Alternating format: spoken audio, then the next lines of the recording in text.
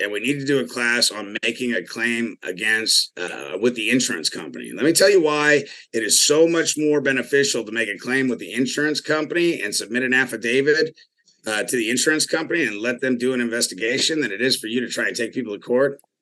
Because in 30 days after making your claim, the insurance company is mandated and required to do a sua sponte investigation to find out whether or not the one that they are surety for, which is the principal, the man or woman, whether or not they trespass on your rights. And they have 30 days to come back with their finding of facts and conclusion as to whether or not you have been violated. Okay. And if they don't come back within 30 days with a conclusion, you can immediately demand that they pay what's due and owing, because they're acquiescing by silence. Okay, you can immediately take them into court and demand that the bond be liquidated by the surety that was created for the benefit of the principal, so he could engage in commerce, right? Or she could engage in commerce to remedy the trespass that you have been subjected to. Okay.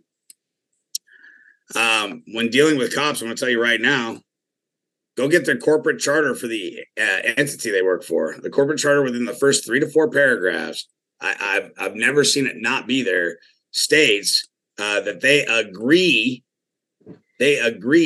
to adhere and abide by the state constitution. And the state constitution says right in there that no one shall be accosted against their will, absent a victim, absent a warrant, supported by oath or affirmation.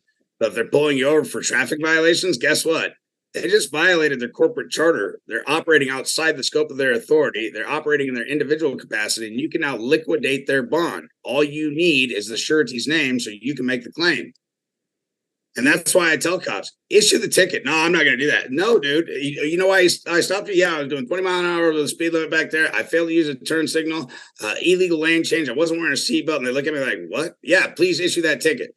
No, we're not going to issue that ticket. You want my driver's license, registration, proof of insurance? No, that ain't going to be necessary. Man, I really need a ticket. I'm not going to give you it. You can ask for it all you want. I really want that ticket. It throws them off on their training, because their training is to lord over you.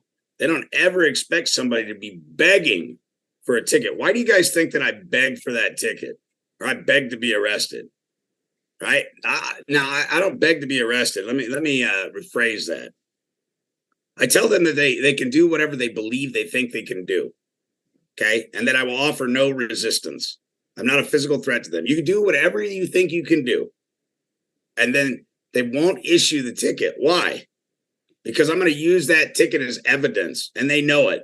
I need them to issue that ticket so I can prove they stopped me, absent a victim, absent a crime. They didn't have reasonable articulable suspicion, reasonable articulable probable cause. They did not supported by a reasonable articulable fact to even engage with me. And that's all I need to make a claim. I just give me a business card. I ain't got one. Well, write your name and number down. I'm not going to do that. I got another call. I got to go. Now, fuck you, dude. Give me something. I'm going to give you an oral warning, fucker. Why am I mad about that? Because he just wasted my fucking time. And then he won't even give me the gratification of giving me a fucking reach around so I can get paid. Because it's really hard to make a claim with the insurance company if I don't have any evidence to support the fact that I had an encounter with the dipshit.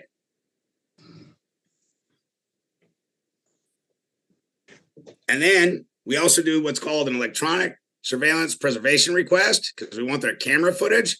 And my wife's got this nifty little trick. You create an email address that says Buck Naked News. And you send over a nice email from Buck Naked News, an independent news broadcasting journalist organization, an unregistered, unenfranchised news industry. And you send a FOIA request, or Freedom of Information Act, for that electronic surveillance preservation request for the video footage, audio footage of the traffic stop. And because you're buck naked, buck wild, independent news media, within 24 hours, they will send you that footage. Now, if you're the one that got pulled over and you're demanding it, shit, you might not see that for 3-4 months. The chief of police or the sheriff will say, yeah, we talked to the attorney, and the attorney said that you'll have to subpoena that in court. But when you come out as buck wild, unenfranchised, unregistered, buck wild, butt naked news, under the First Amendment, they have to provide that information from you. They have to provide it to you because they're providing a public service. All right. And the public has a right to be duly informed of their activities because they're funded by the state treasury. They're getting paid through the state treasury, which means when buck wild, unenfranchised, unincorporated, naked news comes forward and makes an email request for the footage, audio, and video, and any other evidence, because we're conducting a news story, they'll send it over to you within 24 hours. And the other benefit to doing that is typically if you're the one that got pulled over, they want to make it $30, $50, $60. Well, if you're buck wild, unfranchised, unincorporated, naked news, it's $1. It'll be $1, sir. Thank you. And most often it's free.